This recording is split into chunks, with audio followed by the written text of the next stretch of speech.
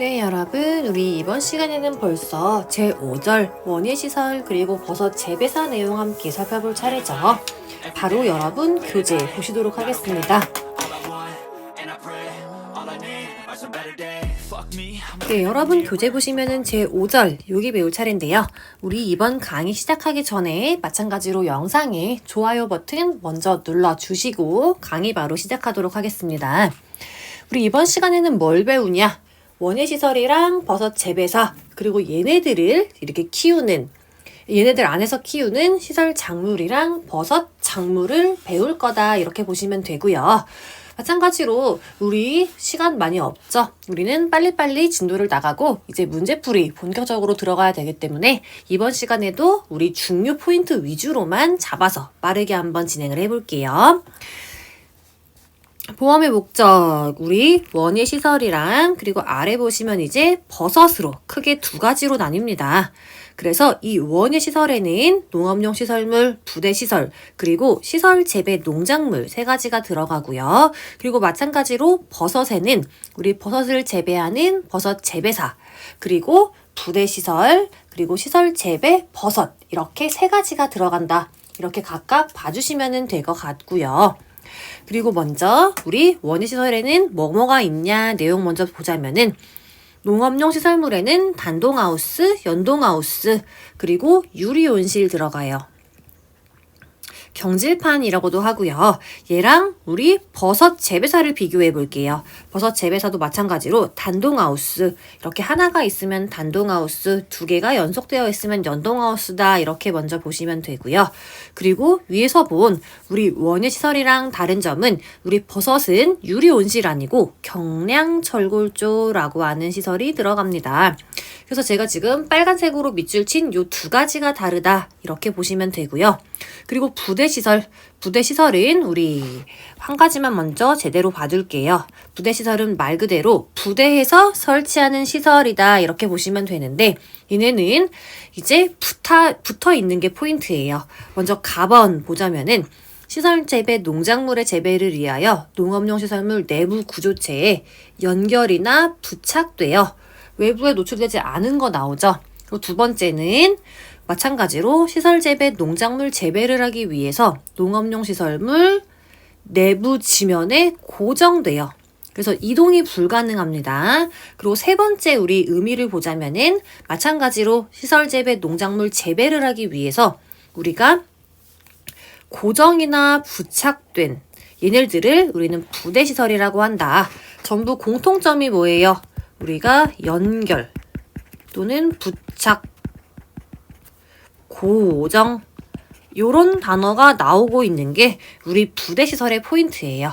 부대에서 설치한 걸로 동산시설 움직일 수 있는 거는 제외하고 연결, 부착, 고정 이런 게 들어가야 된다. 그러면은 이러한 부대시설의 대표적인 예 우리가 어떤 거를 생각해 볼 수 있냐면은 난방시설 쉽게 생각하시면은 우리 하우스 안에 온도를 조절하기 위해서 난방시설 설치할 거죠. 그 난방시설 얘기할 수 있고요. 두 번째로는 환기를 하기 위한 목적으로 설치한 환기시설 등이 부대시설로 생각할 수 있다. 이렇게 봐주시면 될 것 같습니다. 그러면은 시설 재배 농작물은 뭐가 있냐? 우리가 당연히 각각의 시설 작물이랑 버섯 작물 어떤 게 해당하는지 다 외우실 건데 먼저 화훼류 이거는 여러분 기본적으로 알고 가셔야 돼요. 네 가지밖에 없죠. 외우기 쉽습니다. 뭐뭐 있냐? 국화, 장미, 백합, 카네이션. 그래서 저는 이걸 앞글자를 따서 백, 장미, 국화 이렇게 암기를 했습니다. 우리 시설재배 농작물의 화훼류에 해당하는 거 대표적인 4개는 백합, 장미, 국화, 카네이션이다. 그러면은 화훼류가 아닌 비화훼류에는 뭐가 있냐? 나번에 나와 있죠. 딸기부터 나와 있는데 여기서는 감자가 포인트예요.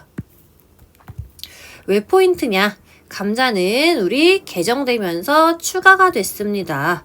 그래서 우리 이번에 2025년 11회차 시험 때 추가가 된 품목이에요. 그래서 감자도 우리 시설재배 농작물의 보험의 목적에 해당하는구나. 이렇게 봐두시면 될 것 같고요. 그리고 버섯 버섯 아까 제가 동일하지만 경량철골조라고 한다고 했어요. 우리 농업용 시설물은 유리온실이었다. 두 개 구분해서 봐두시면 되고요. 마찬가지로 버섯 재배사의 부대시설에는 뭐가 해당하냐. 얘네는 버섯 작물을 재배하기 위해서 우리가 부대에서 설치한 시설로 마찬가지로 동산, 움직일 수 있는 시설은 제외됩니다. 그래서 아래 가나다, 음이 나와 있는데 보자면은 버섯 작물 재배하기 위해서 연결이나 부착해야 돼요. 그리고 버섯 작물 재배하기 위해서 고정시켜야 돼요. 마찬가지로 답원도 버섯 작물을 재배하기 위해서 고정이나 부착된 시설물. 우리는 얘네들을 부대시설이라고 하는구나. 한 번 더 봐주시면 될 것 같고요. 그리고 버섯 작물, 뭐뭐가 해당하냐. 4가지 우리 배울 거예요. 먼저 느타리 버섯, 표고버섯, 새송이 버섯, 양송이 버섯. 우린 이렇게 4가지를 배울 거죠. 근데 얘네는 각각의 재배 방법까지 여러분이 외우셔야 돼요. 그래서 표고버섯은 원목 재배, 톱밥 배지 재배, 느타리 버섯은 병재배, 균상재배, 그리고 새송이는 병재배, 양송이는 균상재배다. 이렇게 우리 시설 재배 버섯 종류랑 재배 방식까지 공부할 거다. 이렇게 봐두시면 되고요. 이제 본격적인 내용 한번 볼게요. 피해가 발생했으면은 어떻게 손해평가를 하고 어떠한 방법으로 우리가 보험금을 산정해서 보험금을 지급을 하냐. 조사 기준 볼게요. 우리는 손해가 생긴 때와 곳에서의 가액에 따라 손해액을 산출할 거예요. 그리고 손해액을 산출할 때 우리 시설물은 감가를 적용을 해주는 게 포인트다. 다시 한번 손해가 생긴 때와 곳에서의 가액에 따라 손해액을 산출하고 손해액을 산출할 때는 우리는 시설물에는 감가를 적용하는구나. 그래서 아래 박스 보시면은 농업용 시설물의 감가율이 나옵니다. 참고로 우리 예시험에 한번 나온 적 있는데 여기서 나오는 우리 이 각각의 감가율을 안 줬던 걸로 제가 기억을 해요. 그래서 얘는 여러분이 가능하시면 암기를 하시면 좋을 것 같아요. 제가 먼저 여기 있는 이 표 안에 있는 거 내용 어떻게 보냐 설명드릴게요. 먼저 우리는 이 농업용 시설물을 고정식 하우스, 그리고 이동식 하우스, 마지막으로 유리온실, 부대시설로 나눌 수 있습니다. 먼저 고정식 하우스는 크게 우리 뼈대가 되는 구조체랑 그리고 하우스를 덮고 있는 비닐이죠. 쉽게 생각하시면 우리는 피복제는 비닐이라고 보시면 되는데 크게 이렇게 2가지로 구분을 할 수 있어요. 구조체는 하우스가 하나 있는 단동 하우스냐 아니면은 여러 개가 연결되어 있는 연동 하우스로 한 번 더 나눌 수 있습니다. 그래서 내용 연수는 우리가 통상적으로 이 기간 동안 사용할 수 있다 이렇게 생각하시면 되고 이 경련 감가율은 제가 지난 시간에도 한번 설명드린 것 같은데 내용 연수를 토대로 우리는 경련 감가율이 정해지고 있습니다. 이 경련 감가율 말 그대로 1년에 이만큼이 감가가 될 거야. 그래서 1년에 감가가 되는 비율을 우리는 경련 감가율이다 이렇게 표현을 하는데요.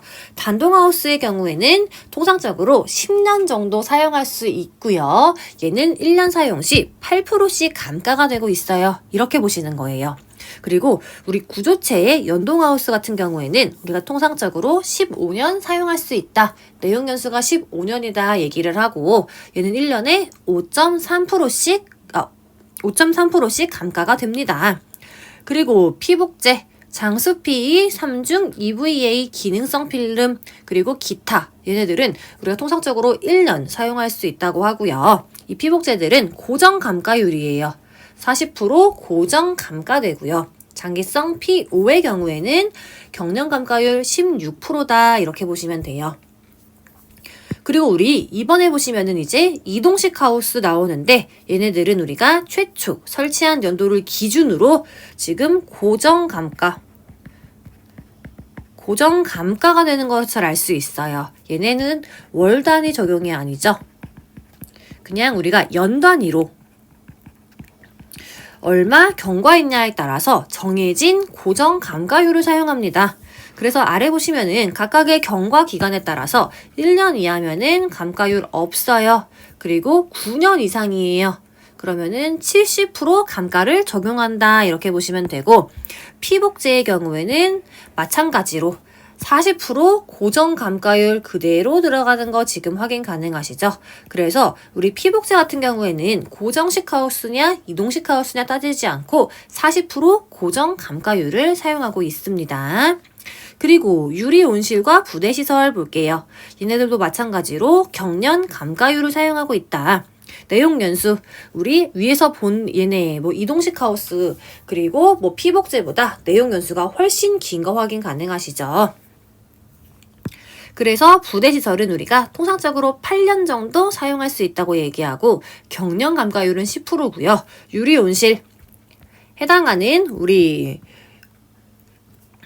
것들이 철골조냐, 석조냐, 원야 석조냐, 얘네들은 60년 쓸 수 있고 1.33%, 블록조냐, 경량 철골조냐, 단열 판넬조냐, 얘네들은 40년 사용할 수 있고 2.0% 감가된다. 이렇게 봐두시면 될 것 같습니다. 그래서 아래에 당구장 2개 나와 있는데 두 번째 거가 중요하죠. 경련 감가율은 우리는 지금 월 단위로 적용을 할 겁니다. 그래서 월 단위 감가를 적용하고요. 다만 고정식 하우스의 피복제 그리고 이동식 하우스의 구조체 피복제, 얘네들은 제가 아까 고정된 고정 감가 적용한다고 했어요. 그래서 한 번 더 나와 있는 거 확인 가능하시죠?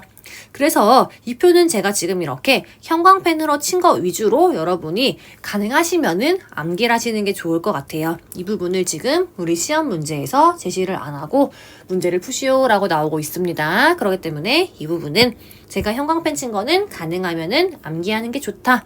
이렇게 봐두시면은 좋을 것 같습니다.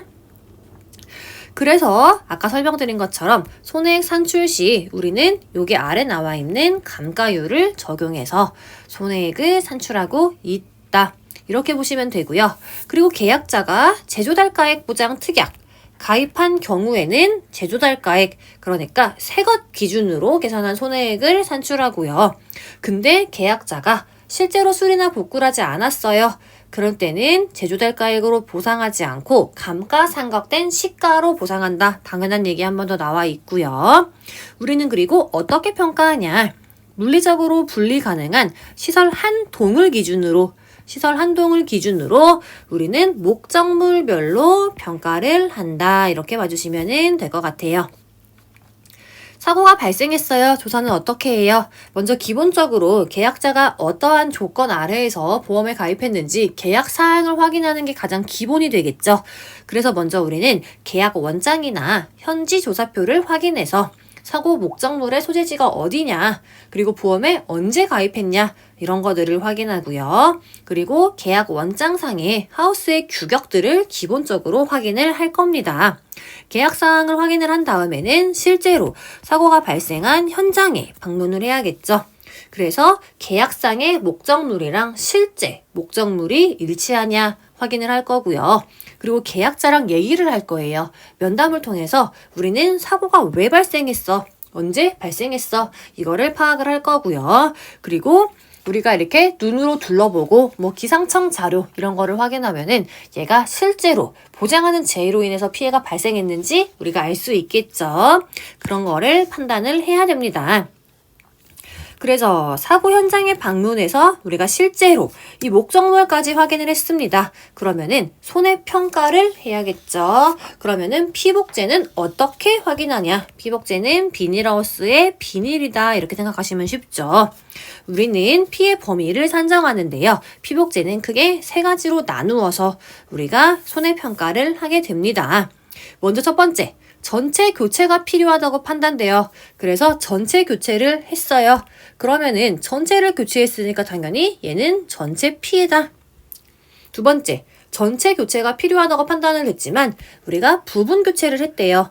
이러한 경우에는 당연히 이 계약자가 교체한 부분만 피해를 입은 걸로 우리가 인정을 할 거고요.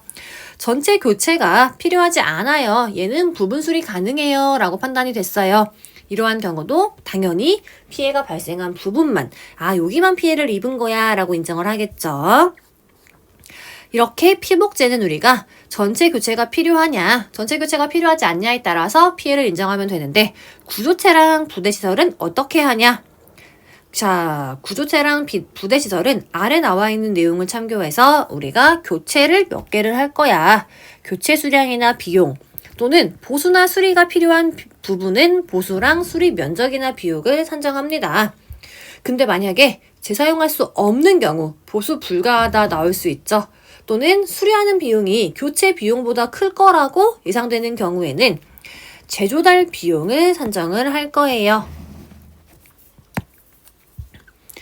아래 보시면은 이제 두 가지 케이스 나오죠. 손상된 골조를 재사용할 수 없대요. 재사용 불가하면은 교체해야겠죠. 그러한 경우에는 몇 개를 교체해야 된다. 교체 수량을 확인한 다음에 교체해야 되는 비용을 우리가 산정할 거고요. 손상된 골조나 부대시설을 재사용할 수 있을 것 같아요. 그러면은 그 고장된 부분만 수리 또는 보수를 하면 됩니다. 그래서 수리 그리고 보수 비용을 산정하면 된다. 이렇게 받으시면 될 것 같고요. 아래 그림 보면은 여기 시설하우스 조사 내용 나와 있어요. 여기는 그냥 여러분 한번 읽어보시면 됩니다. 그리고 마지막으로 우리는 인건비도 확인을 해줘야 되는데요. 실제로 투입된 인력, 시방서, 견적서, 영수증, 그리고 시장 조사를 통해서 피복제나 구조체를 시공할 때 소모된 인건비 등을 감안해서 산정을 합니다. 되셨죠? 이렇게 해서 우리는 지금 뭘 봤냐? 손해평가할 때 피복제랑 구조체 그리고 인건비 어떻게 산정하는지 그 내용 한번 살펴봤고요. 그 다음에 원예시설 작물이나 시설재배 버섯 얘네들에게 피해를 발생했을 경우에 어떻게 손해조사를 진행하냐. 조사 기준 보면은 한 번의 사고마다 생산비 보장 보험금을 보험 가입 금액 한도 내에서 보상을 합니다. 우리는 목적물 단위로 평가를 할 거고요. 동일한 작기에서 2번 이상 사고가 났어요. 그러면은 이전 사고의 피해를 감안해서 산정을 할 겁니다. 그리고 마지막으로 평가 언제 하냐? 우리가 피해 확정이 가능한 시점에 평가를 할 거예요. 그럼 조사 어떻게 해요? 마찬가지로 가장 기본이 되는 거는 계약자가 어떤 계약을 지금 맺었는지가 중요하죠. 그래서 계약 사항을 확인하는 게 첫 번째. 계약 사항을 확인을 했으면은 사고 현장에 방문을 하게 됩니다. 실제로 가서 사고가 난 상황을 파악을 해야겠죠. 그 다음에 재배 일정을 확인을 할 거예요. 정식, 파종, 종균 접종일, 수확 개시, 수확 종료일 등을 확인을 하게 됩니다. 이거는 우리 계약자한테 물어보는 문답 조사를 통해서 확인을 하게 되고요. 필요한 경우에 재배 일정 관련 증빙 서류를 확인할 수 있습니다. 그리고 사고 일자를 확인하게 되겠죠. 계약자의 면담 또는 기상청 자료 등을 토대로 우리는 사고 일자를 특정하는데 수학기 이전에 사고가 발생했냐 아니면은 수학기 중에 사고가 발생했냐로 나눌 수 있습니다. 여기 있는 내용 우리 빈칸 괄호치기로 나올 수 있으니까 별표 한 개 치고 잘 보자면은 먼저 수학기 이전에 사고가 발생했을 경우 연속적인 자연재해, 폭염이나 냉해로 사고 일자를 특정할 수 없을 수 있죠. 자연재해가 연속되면은 우리가 사고가 언제 났어요? 이렇게 특정하기가 어렵겠죠. 그러한 경우에는 기상특보가 발령된 일자를 우리가 사고 일자로 추정을 할 겁니다.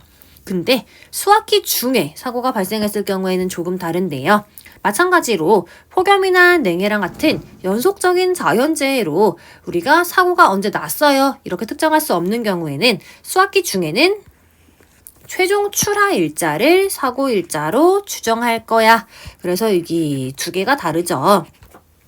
수학기 이전에 사고가 발생했으면은 우리가 기상특보가 발령한 기상특보 발령 일자를 사고 일자로 추정하고요. 수학기 중에 사고가 발생했을 경우에는 최종 출하 일자를 사고 일자로 추정한다. 이렇게 보시면 됩니다. 자, 이렇게 우리는 이제 사고 일자까지 확인을 했어요. 그러면은 조사를 해야겠죠. 첫 번째. 경과 비율을 산출해야 돼요. 지금 몇 프로 경과했냐 그거를 산출할 건데요. 우리가 사고 현장에 방문했을 때 정식 일자, 수학 개시 일자, 수학 종료 일자, 사고 일자 우리는 이런 것들을 지금 확인을 한다고 했어요. 그래서 우리가 이렇게 확인한 이러한 각각의 날짜를 토대로 우리가 각각의 작물별 경과 비율을 산출할 수 있습니다. 그리고 재배 비율이랑 피해를 입은 피해 비율을 확인을 해줄 건데요. 해당하는 작물의 재배 면적이나 피해 면적을 조사를 하면은 우리가 각각의 비율을 확인할 수 있겠죠.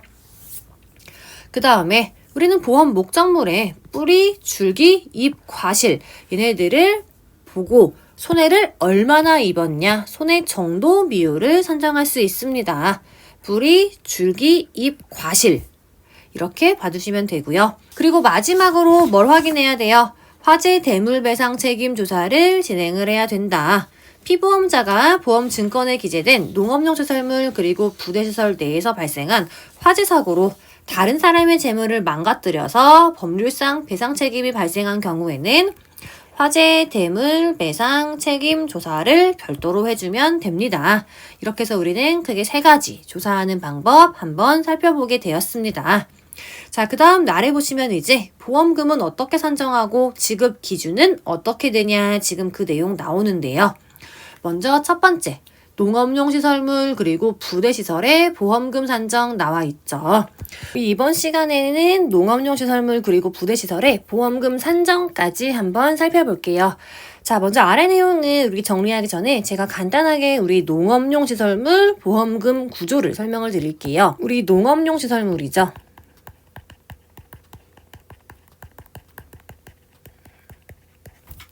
먼저 손해액은 우리 하우스냐 부대시설이냐 나눠서 손해액을 산정을 하게 되는데요. 손해액은 크게 하우스, 시설 하우스죠. 하우스랑 부대에 있는 부대시설이냐 이렇게 2가지로 나누어서 손해액을 산정을 합니다. 근데 우리 시설 하우스의 손해액 같은 경우에는 2가지를 더해서 산정을 하고 있는데요. 구조체, 뼈대가 되는 거죠. 구조체의 손해액에 피복제, 비닐하우스의 비닐입니다. 피복제의 손해율을 합해서 우리는 손해액을 산정하고요. 부대시설은 하우스랑 별도로 손해액을 산정을 하고 있다. 먼저 이렇게 봐두시면 되고요. 우리 기본적으로 이 시설물 같은 경우에는 어떠한 방법으로 손해액을 산출하냐. 기본적으로 우리는 손해가 생긴 때와 곳에서의 가액에 따라서 시가 보상이 기본이죠. 시가 보상이라는 거는 우리 감가율을 적용하는 건데요. 시가 보상의 계산 방법으로는 다시 만드는 제조달가액에다가 감가를 적용하는 겁니다. 곱하기 1 마이너스 감가상각률을 해주면은 우리가 시가 보상을 한다 이렇게 보시면 되는데, 제조달가액 특약, 여기서의 특약은 제조달가액 특약이에요. 계약자의 선택에 따라 제조달가액 특약에 가입한 경우에는 우리가 신가 보상이죠. 새로 만드는 비용을 보상하는 게 신가 보상이에요. 이 같은 말로는 제조달가액 보상이다. 다시 만드는 비용을 보상하는 거다. 이렇게 보시면 되죠. 특약으로는 우리가 특약 가입하면은 신가 보상이 들어가는데요. 여기서 특이사항, 단 계약자가 이 제조달가액 특약에 가입을 했지만 수리를 전부 복구를 안 했을 수가 있죠. 수리를 미복구 시 이러한 경우에는 제조달가액 특약에 가입했지만 시가로 보상을 한다. 우리 보험금의 기본 구조는 이 보험으로 계약자가 이득을 얻으면 안 됩니다. 그렇기 때문에 우리 농업용 시설물 같은 경우에 손해액을 따지는 거죠. 손해액을 산정할 때 기본적으로 하우스냐 부대시설이냐 나눠서 보고, 하우스는 구조체 손해액 더하기 피복제 손해액 2개를 합해서 하우스 자체의 손해액을 산정을 합니다. 그리고 부대시설은 부대에서 설치한 시설이기 때문에 우리가 하우스와는 별도로 손해액을 산정을 하고 있고요. 기본적인 우리 손해액을 산정하는 구조는 시가 보상이에요. 감가상각을 지금 고려한 시가 보상으로 보상을 하는 건데, 제조달가액에다가 1 마이너스 감가상각률을 곱해주면은 시가 보상을 하는 계산이 되는 거죠. 근데 계약자가 나는 제조달가액으로 받을래, 이렇게 제조달가액 특약에 가입했을 경우에는 우리 특약에 의해서 제조달가액 신가 보상을 받을 수 있는데요. 다만 계약자가 수리 미복구 시는 시가로 보상을 한다. 이게 우리 이 농업용 시설물의 손해액을 구하는 큰 틀이다. 먼저 이렇게 봐두시면 될 것 같아요. 자, 그래서 교재 한번 읽고 이번 시간 마무리할게요. 우리 먼저 시설 하우스의 손해액은 제가 방금 구조체 손해액 더하기 피복제 손해액을 합해서 산정한다고 했죠. 그리고 부대시설은 별도로 손해액을 산정을 한다. 손해액의 산출 기준은 손해가 생긴 때의 고세서의 가액에 따라 한마디로 감가율을 적용한 시가로 보상하는 게 원칙이지만 제조달가액 특약에 가입한 경우에는 제조달가액 기준으로 우리가 새로 만드는 보상이죠. 신가 보상이 들어간다. 이렇게 보시면 되고, 다만 계약자가 실제로 수리나 복구를 하지 않은 때는 시가로 보상을 한다. 이렇게 보시면 되고, 그리고 보장하는 재해로 손해가 발생했어요. 그러면은 계약자나 피보험자가 지출한 추가 비용을 우리는 아래 기준으로 인해서 지금 지급을 하게 되는데요. 다만 보험의 목적이 농작물인 경우에 잔존물 제거 비용은 먼저 지급하지 않는다 한 게 봐두시면 되고요. 그러면은 이 잔존물 제거 비용이 뭐냐? 아래 1번에 나와 있죠. 사고 현장에서 잔존물을 해체하고 청소하고 차에 싣는 비용을 우리는 잔존물 제거 비용이라고 한다. 이렇게 봐두시면 되고요. 그리고 두 번째 비용은 손해 방지 비용입니다. 손해의 방지 또는 경감을 위해 지출한 필요나 유익한 비용이 손해 방지 비용. 다음 세 번째, 대위권 보존 비용. 제3자로부터 손해배상 받을 수 있는 케이스에 그 권리를 행사하기 위한 비용이죠. 그리고 네 번째, 잔존물을 보존하기 위한 잔존물 보전 비용. 그리고 마지막, 기타 협력 비용이 있다. 이렇게 봐두시면 될 것 같아요. 그리고 우리 보험금은 어떻게 계산하냐? 보험금은 우리가 1사고마다 계산을 하게 되는데요. 손해액이 자기부담금을 초과하는 경우에 보험 가입 금액을 한도로 우리는 손해액 마이너스 자기부담금 이 계산 공식에 따라서 보험금을 계산을 합니다. 그래서 아래 박스 보시면은 지급 보험금 손해액 마이너스 자기부담금 나와 있는 거 확인하고요. 그리고 여기서의 자기부담금은 우리 기본적으로 손해액의 10%를 계약자가 먼저 책임을 져라라고 합니다. 근데 다만 한도 조항이 적용이 됐었죠. 최소 30만 원이에요. 그리고 최대 100만 원 이렇게 한도가 적용이 됐었습니다. 근데 다만 우리 피복제 단독사고 피복제는 비닐이죠. 그래서 피복제 단독사고의 경우에는 이 한도, 이 금액이 작아졌죠. 기본적으로 자기부담금을 손해액의 10%로 하는 거는 공통사항인데 피복제에 단독으로 사고가 난 케이스에는 이 금액이 작아졌습니다. 그래서 최소 10만 원, 최대 30만 원이었다. 이렇게 정리해 두시면 되겠죠. 이렇게 보시면 되고 아래 2번 이거는 중복보험 관련된 내용이다. 전에 한번 본 내용이니까 여러분 한번 읽어보시면 되고요. 그리고 가번, 나번 여기 그리고 3번까지는 여러분이 읽어보시면 될 것 같아요. 그리고 자기부담금 제가 방금 설명드렸죠. 우리는 기본적으로 손해액의 10%를 자기부담금으로 하는데 한도 적용을 받는다고 했어요. 최소 30만 원. 최대로 계약자가 부담해야 되는 자기부담금 100만 원이다. 다만 피복제 단독사고의 경우에는 마찬가지로 손해액의 10%를 자기부담금으로 하되 이 한도가 줄어든다고 했죠. 최소 10만 원, 최대로 부담하는 건 30만 원이다. 그리고 3번, 우리 농업용 시설물이랑 부대시설 모두를 보험으로 목적으로 하는 보험 계약의 경우에는 우리 손해액 합계액을 기준으로 자기부담금을 산출을 할 거예요. 그리고 두 목적물에 손해액 비율로 자기부담금을 적용하는구나. 여기 별표 한 개 치고 나중에 문제 풀어볼 때 여기 한번 다뤄볼게요. 농업용 시설물이랑 부대시설 모두를 보험의 목적으로 하는 경우에는 두 개 손해액 합계를 기준으로 자기부담금 산출하고 각각의 손해액의 비율로 자기부담금을 적용해주면 된다. 그리고 우리 이러한 자기부담금은 하나의 단지 단위, 하나의 사고 단위로 적용을 하고요. 마지막 중요 포인트, 화재. 화재로 인한 피해는 자기부담금 없습니다. 화재는 정말 안타깝다 라고 해주시면 돼요. 화재로 인한 손해는 자기부담금 적용 안 한다. 이렇게 보시면 되고, 아래 내용 보시면 이제 보험금 등의 지급 한도 또 나와요. 그래서 아래 나와 있는 1번, 2번, 3번 여기까지 여러분 한번 읽어보시면 될 것 같습니다. 그리고 아래 2번 보면은 이제 우리 원예시설 작물이랑 시설 재배 버섯의 보험금 산정 나오는데 여기부터는 설명드린 내용이 조금 많습니다. 그래서 여기부터는 우리 다음 시간에 이어서 함께 내용 살펴보도록 하겠습니다.